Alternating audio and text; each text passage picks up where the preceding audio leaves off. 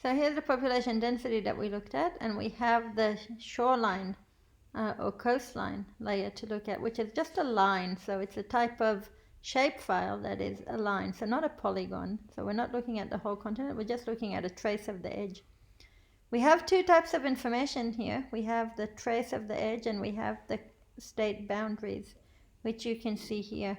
You'll notice that some of the territorial waters are state waters, and we can see the boundaries between the different states, which is all very nice, but we don't need that for this exercise. We can turn that off.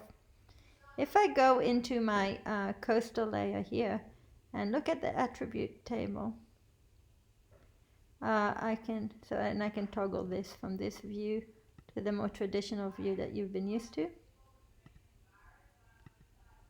I can switch table view, and you can see this line is made up of little segments of different length. Okay, so it looks like one line, but really it's many points, like you've done with your lines. And you'll notice that some of them are coastlines, and there are feature codes that are not, and I can filter this to exclude points that are not. So I can put a filter on, and the feature code that I want is only equal to, and I can make a sample of what's here. There's coastline or state border or tile edge.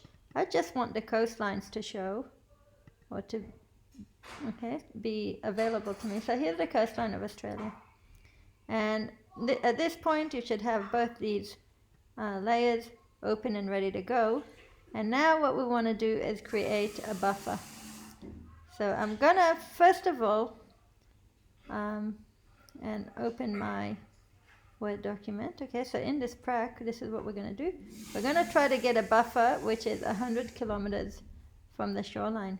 So first of all, let's check what the CRS of this layer is. I'm going to go to the layer properties and get its information, and it's in GDA 94, which is really useful for me because this is a metric shoreline, so I can make a buffer in